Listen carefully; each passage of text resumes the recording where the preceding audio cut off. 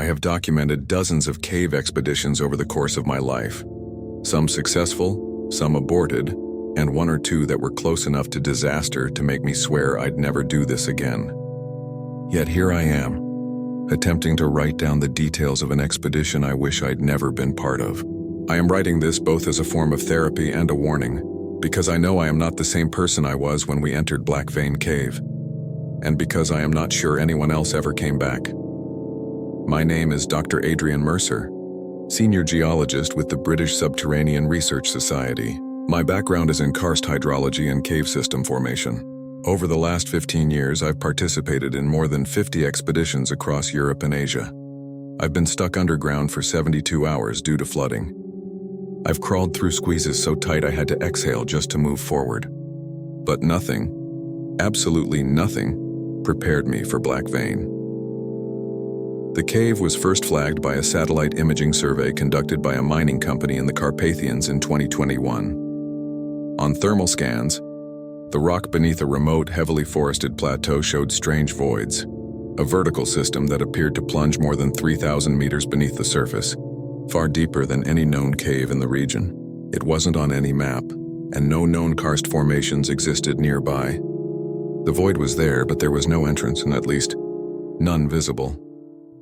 It took nearly a year before a forestry ranger stumbled upon a sinkhole deep in the valley floor, an almost perfectly circular shaft about 4 meters wide and perhaps 30 meters deep. The mining company sent a team of climbers to investigate, but they retreated after descending only 200 meters, citing unstable passages and unusual formations. They refused to elaborate. That's where we came in. Our team consisted of 4 members: myself, Dr. Emily Shore, a structural geologist and my longtime field partner; Jonas Richter, a veteran cave diver and survival specialist; and Paul Kent, a young but talented speleologist with a background in subterranean mapping. All of us were highly trained. All of us had read the same reports, and all of us ignored the same warnings. We arrived at the sinkhole in late August. The weather was clear and cool, the forest eerily silent. The shaft was vertical and slick with moisture, but stable enough for a rigged descent. We set up a main line and secondary safety rope and began lowering ourselves one by one. At 30 meters, the shaft widened into a steeply sloping tunnel that dropped another 100 meters before leveling out. The rock was basaltic, unusual for this region, and streaked with thin bands of a black mineral none of us could identify on sight. It had a faint metallic sheen and absorbed light strangely, as if it were swallowing the beams from our headlamps. "Looks like manganese oxide," Emily murmured as she scraped a sample into a vial, "but it's too dark, too reflective." We pressed on. The tunnel narrowed into a steep chute that funneled us into a wide horizontal passage. At 300 meters below the surface, we established Base Camp 1 in a dry chamber about 50 meters long. There were no signs of wildlife, no bats, no insects, nothing. The silence was absolute. The next morning, we pushed deeper into the system. The passage descended in a series of terraces, each step leading us further from the surface. At around 800 meters, we encountered the formation that would give the cave its name. A black vein of mineralized rock running like a scar through the chamber walls. It was smooth, almost glassy, and faintly warm to the touch. Paul, who was several meters ahead, called back to us. It's like someone carved a tunnel through here with a laser," he said. "This isn't natural." We laughed it off, but he wasn't wrong. The vein wasn't following any known geological pattern. It twisted and branched in ways that made no structural sense, cutting through solid strata without any apparent fault line. It was as though the rock had been melted and re-solidified. By the time we established Base Camp 2 at around 200 meters, the atmosphere had changed. The air was colder, heavier. There was a faint metallic taste to it. Not dangerous, just unpleasant. The walls seemed to absorb sound. Our voices echoed strangely, delayed by half a second. Jonas joked about the cave, listening to us. I didn't laugh. Our third day was meant to be the big one. A vertical drop we'd identified on sonar scans as plunging more than 800 meters. The plan was to descend part of it, set bolts, and return. We found the drop at 1,480 meters, a vast cathedral-like void with no visible bottom. Our laser rangefinder measured the depth at approximately 860 meters. The walls were perfectly smooth, carved in concentric rings as though water had eroded them over millennia. But there was no water. There was no sign of any erosive force. We began the descent mid-morning. Jonas went first, followed by Paul, then Emily, then me. The air grew colder as we dropped. At 300 meters, our radios began to cut out. At 600, the light from our headlamps barely pierced the gloom. At 720 meters, Paul stopped. "I swear I see something down there," he said, his voice tight. "Formations?" I asked. "No, something moving." We reached the chamber floor just before 1800 hours. It was vast and easily half a kilometer wide, and perfectly flat. The walls were slick with the same black mineral, but the floor was covered in a fine layer of reddish dust. No formations, no stalagmites, no water, just a flat, featureless plain. We decided to establish Base Camp 3 there, but none of us slept. The silence had changed. It wasn't empty anymore. It felt aware. At dawn, or what passed for dawn underground, Paul was gone. His sleeping bag was empty. His harness and pack were missing. There were no footprints in the dust. We called for him for hours. We searched every chamber within a 200-meter radius. Nothing. Not a rope fiber, not a light, not a sound. It was as if he'd evaporated. Jonas insisted we leave. Emily argued we should push forward, that Paul might have wandered deeper. Against my better judgment, I agreed with her. We packed light and followed what appeared to be a narrow tunnel at the far end of the chamber. It was unlike anything I had ever seen.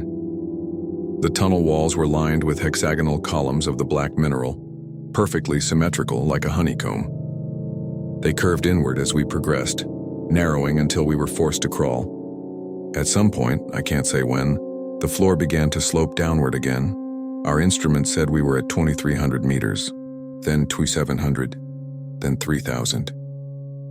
The altimeter kept falling. The last full day I remember clearly began with Jonas refusing to move forward. He sat in the tunnel staring back toward the chamber, muttering that it wasn't right. His pupils were dilated.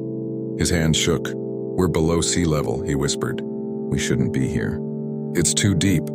The cave's not supposed to go this far." Emily and I tried to reason with him, but he refused to move. In the end, we left him behind with food, water, and a radio. It felt like betrayal, but I was terrified of turning back. We pushed on. The tunnel twisted sharply downward and opened into a chamber unlike any I've seen in my career. It was spherical, a perfect geode-like void about 200 meters across. The walls shimmered with a black crystalline structure, reflecting our lights like obsidian mirrors. In the center of the chamber was a single vertical fissure about 2 meters wide. Warm air pulsed from it, rhythmic like a breath. I don't remember deciding to approach it. Neither does Emily. But we did. The fissure was impossibly deep. Deeper than anything we'd measured so far. It felt alive, like a vein beneath the Earth's skin. I leaned closer. I don't know why, and then I don't remember leaving the chamber. I don't remember climbing. I don't remember seeing the surface again. I woke up in a hospital in Bucharest 3 weeks later. A group of hunters had found me wandering a forest 20 kilometers from the sinkhole, dehydrated and delirious. I had no memory of how I got there. They found no trace of Emily, no trace of Jonas, no trace of Paul. Our equipment was gone. Base camps 1 and 2 were undisturbed. There was no sign anyone had ever descended beyond 200 meters. Officially, the Black Vein expedition was declared a catastrophic failure due to geological instability. The sinkhole has since been sealed. No one is permitted to enter, but I know what I saw. I know how deep we went, and sometimes when I close my eyes at night, I feel that rhythmic breath beneath my feet, slow, steady, patient, as if the earth itself remembers me. And I know one day, it will call me back. I've spent most of my adult life crawling into the earth. Caving is a profession few understand and even fewer truly love. It's claustrophobic, dangerous, unforgiving. But for people like me, it's an obsession. My name is Daniel Reed, and if you're reading this, you probably think you know what fear is. I thought I did too, until the Andara expedition. Andara isn't on any official map. It's a cave system buried deep beneath the Patagonian Andes, tucked away in a region that even satellite imaging barely touches. We discovered it thanks to an old journal from a 19th century explorer. A series of vague sketches, strange coordinates. and a single cryptic line scribbled on the final page. The earth does not end where light fades, it begins. It was enough to hook me. Our team was small, 5 in total. There was Dr. Lewis, a geologist and my mentor of sorts. Mira, a biologist fascinated by subterranean ecosystems. Harris, our lead climber and rope technician. And Omar, an ex-military medic who thrived under pressure. I was the expedition leader and head speleologist. The plan was simple. Spend 12 days mapping and exploring Andara, gather geological samples, and return with the first detailed. We reached the site after a brutal 2-day hike through wind-raked valleys and jagged basalt ridges. The entrance wasn't dramatic, just a jagged fissure yawning open in a limestone bluff. If you weren't looking for it, you'd walk right past. Still, something about it made my stomach knot. The air that seeped out of the crack was unnaturally cold, and it carried a faint smell. Not rot or sulfur, but something metallic. Like blood on rusted steel. Smells like a tomb, Mira muttered, peering into the darkness. Then let's see who's buried, Harris joked, though his voice lacked confidence. We rigged ropes and descended one by one, into the throat of Andara. The first 100 meters were typical, tight vertical shafts and narrow chimneys that forced us to crawl and contort our bodies. But then the cave opened up into a massive chamber, easily the size of a cathedral. Our headlamps revealed towering stalactites, some longer than telephone poles, and a subterranean river winding silently through the gloom. It was beautiful, ancient, untouched, and eerily silent. Too silent. Caves always have sound, dripping water, shifting rock, the faint whisper of wind through cracks. But Andara was still, dead still. By the 3rd day, we were several kilometers inside. The deeper we went, the stranger Andara became. The walls bore marks, not natural erosion but deliberate carvings, spirals, arcs, rows of angular symbols I'd never seen before. Mira photographed them obsessively. "These are deliberate," she said, brushing her gloved fingers over one of the carvings. "And ancient, maybe pre-human. Or maybe they're just erosion patterns," Harris offered, but his voice was strained, uncertain. The deeper we went, the more disoriented we felt. Compass readings were unreliable. GPS didn't penetrate this deep. Even our internal clocks felt off. We'd check our watches and swear hours had passed only to find it had been minutes. Worse were the sounds. They started faint, distant clicks and thuds that seemed to echo from deep below. Then came the whispers. At first I thought it was the team. Fragments of speech caught in echoes. But as we pushed deeper, the whispers grew clearer. They weren't in any language I recognized, yet something in them felt intelligible, like someone was speaking just beyond the edge of understanding. It happened during a routine rappel down a 60-meter shaft. Harris was first. I was second. Halfway down, the wall beneath his boots shifted, not crumbled, shifted like a piece of the cave itself had moved. "Rockfall," he shouted. Then the floor vanished beneath us. The shaft opened into a massive vertical chute, and before I could anchor myself, the rock beneath my carabiner ripped free. We fell, not far, maybe 10 meters, and landed hard in a pool of cold black water. My helmet cracked against something and darkness swallowed me for a few seconds. When I came to, chaos. Harris was unconscious, blood seeping from a gash on his temple. Mira was screaming for a med kit. Lewis's leg was twisted at an impossible angle. Omar was trying to assess injuries while fighting rising panic, and worst of all, the rope had snapped. Our only route back was gone. We debated our options for hours. The shaft we'd fallen through was now a sheer, smooth drop, unclimbable without equipment. Our only hope was to push forward and pray for another exit. We rationed supplies. Headlamps on low power. Food divided. We'd packed for 12 days, but now every calorie counted. The passages ahead twisted and branched like a labyrinth. The deeper we went, the more unnatural it felt. Chambers shaped like rib cages, corridors that curved in impossible geometries. Some tunnels narrowed to mere inches, forcing us to crawl on our bellies, suffocating in darkness. And always the whispers followed. I started catching glimpses too. Shadows shifting just beyond my light, figures ducking around corners. Once I swore I saw a hand, pale and slender, vanish behind a column of stone. "Mira, did you see that?" I hissed. "See what?" "Someone's here." "There's no one here." "Daniel." but the way she said it told me she didn't believe it either. We found the chamber on the 7th day, a massive, circular hall lined with stalagmites so sharp they looked like fangs. At its center was a pit, perfectly round and so deep that our headlamps couldn't find the bottom. Lewis, pale and sweating from the pain in his leg, stared at it and whispered, "It's not natural." None of it was. The walls were covered in carvings again, this time more complex. Lines intersecting in ways that hurt the eyes, symbols that seemed to shift when you weren't looking directly at them. Then came the scream. It was Harris. He was standing at the edge of the pit, staring down, his face blank. "They're calling," he murmured. "They're waiting." Harris stepped back. I shouted. He didn't. He leaned forward, and before any of us could stop him, he plunged into the pit. We listened for a thud. A splash, anything, there was nothing. Just silence. After Harris vanished, something broke in the group. Mira stopped speaking entirely. Lewis muttered nonsense in his sleep. Omar refused to rest, pacing the tunnels with wild eyes. Food was almost gone. Batteries were dying. And the cave. It was changing. Passages we'd marked were gone. Walls had shifted. I swore entire chambers had vanished. At one point, we looped back into the Chamber of Teeth even though we'd been walking in a straight line away from it for hours.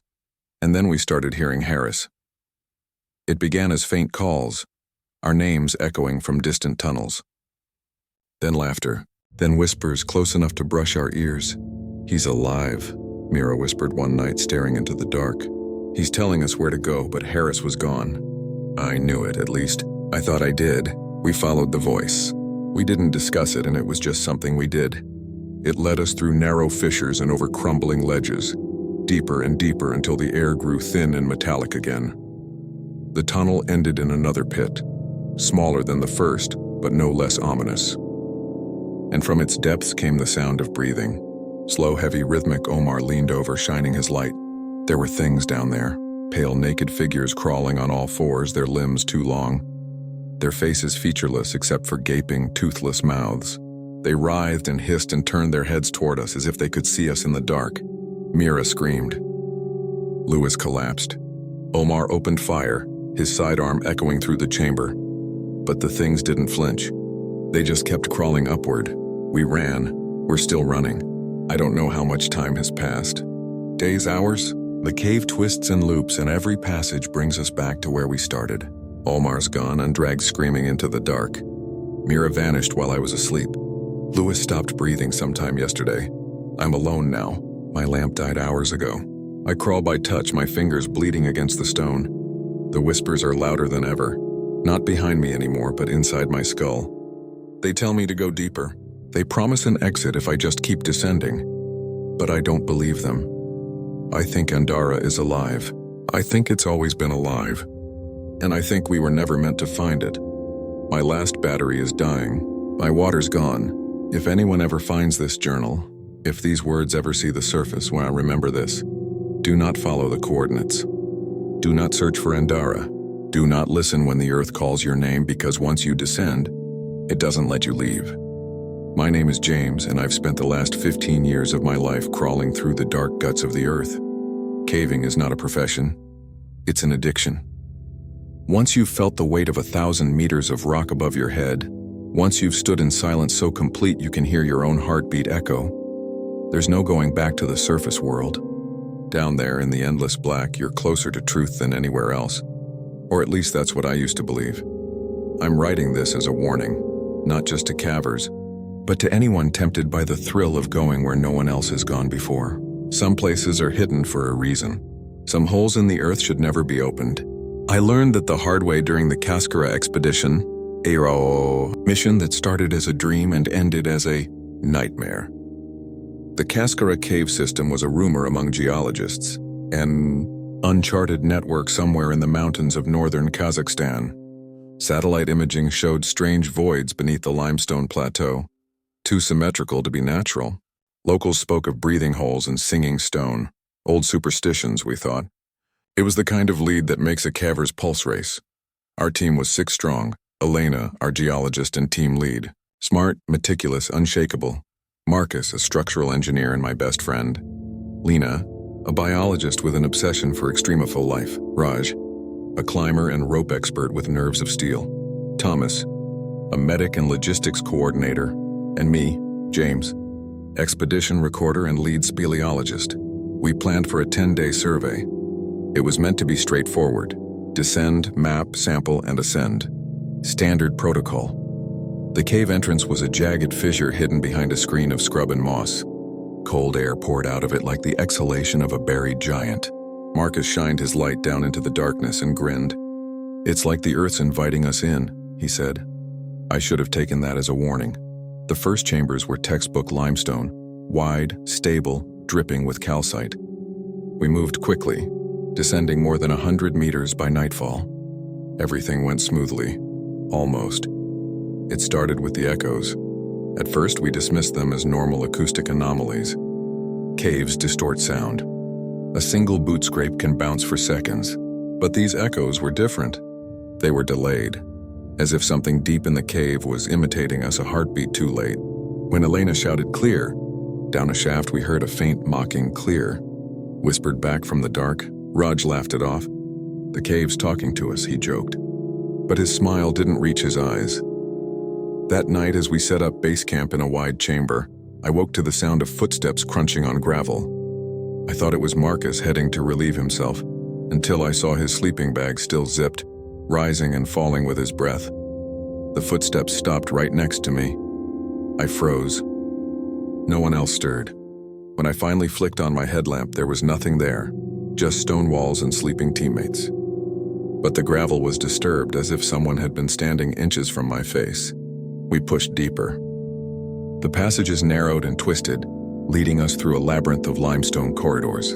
Airflow was steady, a good sign suggesting multiple exits, but our compasses started acting up. North shifted by several degrees. "Probably a magnetic anomaly," Elena said, but her voice was thin. By midday, we reached a vertical shaft nearly 40 meters deep. Raj was first to rappel down.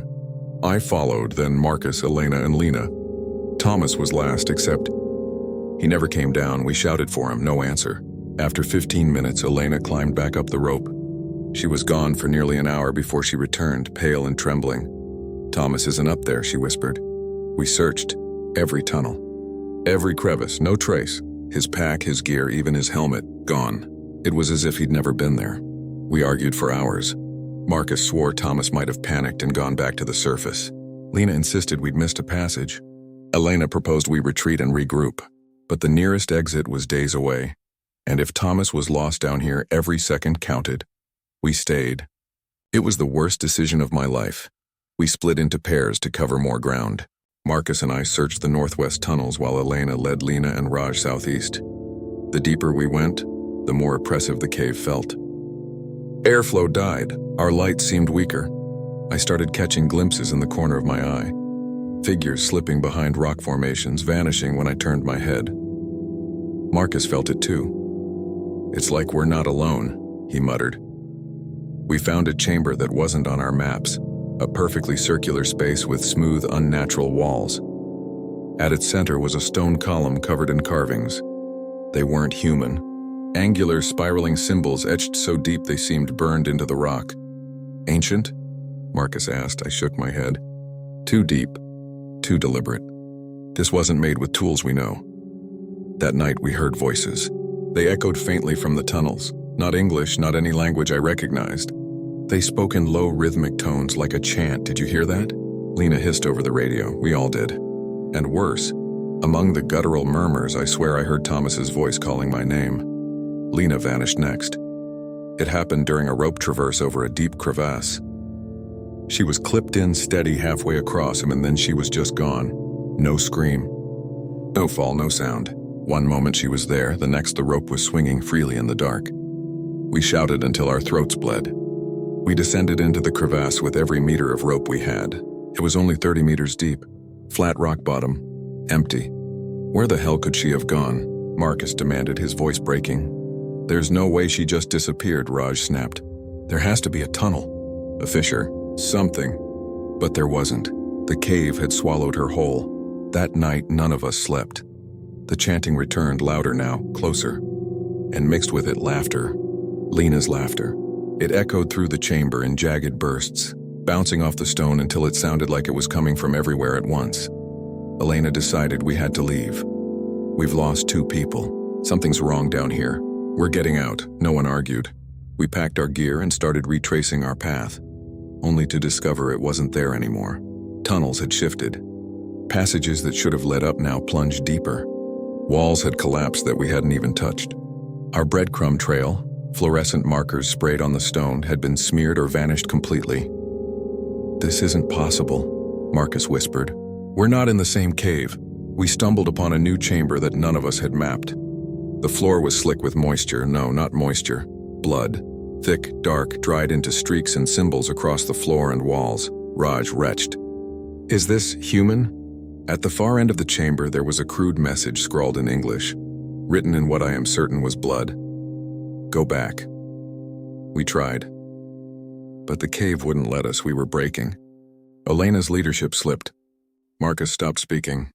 Raj grew paranoid, spinning at every sound. I kept writing and clinging to routine to stay sane. Then Raj vanished. It was my watch. We'd set up camp in a small alcove, taking turns keeping the lantern lit. Raj volunteered for the second shift. I drifted into uneasy sleep and woke to silence. The lantern was out. Raj's sleeping bag was empty. His pack was gone. There were footprints leading away from camp, barefoot, human-sized, and dozens of them. They weren't Raj's. We followed them into a narrow passage. The footprints multiplied, overlapping, surrounding us until we couldn't tell how many there were. Then they just stopped in the middle of an empty tunnel. "Elena," Marcus whispered. "We're next." It was just the 3 of us now, sleep-deprived, dehydrated, and terrified. We barely spoke. Every noise made us jump. That was the day we saw them. They were standing in the tunnel ahead, motionless and silent. At first I thought they were people, explorers, locals, anyone. But they weren't. Their bodies were too thin, too elongated, their heads cocked unnaturally as they watched us. Their skin was pale as chalk, stretched tight over bones. And their faces, God, their faces were nothing but blank flesh. No eyes, no mouths, no features at all. We froze. They didn't move. Then, slowly, they turned and slipped deeper into the darkness. "Elena," I breathed. "Keep moving," she whispered. "Do not stop. Do not follow." We didn't, but I knew. They were following us. We were almost out of food. Our lights were dying. We had no idea where we were. We woke to find Elena gone. No signs of struggle. No footprints, no sounds. She'd simply vanished like the others. I lost it. I screamed until my voice broke. I pounded the cave walls with my fists until they bled. Marcus just sat there, rocking back and forth, whispering Elena's name over and over. The chanting returned that night, deafening this time. It filled every passage, every chamber, every crevice, and among the chorus of voices I heard them all. Thomas, Lena, Raj, Elena, all calling my name. Marcus disappeared while I was writing. One moment he was pacing near the lantern, muttering to himself. The next, gone. I didn't move. I didn't shout. I didn't even cry. I just stared at the empty space where he'd been and accepted that I was next. I don't know how many days have passed since then. Time has no meaning here. My watch stopped working. My flashlight is dead. I crawl in the dark, scribbling these words by the light of a dying chemical glow stick. I hear them all the time now. Footsteps, whispers, breaths inches from my ear. Sometimes I feel hands brush my shoulder. Sometimes I see pale figures standing just beyond the edge of the light, watching silently. They don't take me. Not yet. I think they're waiting for something, or maybe they're letting me write this so someone knows.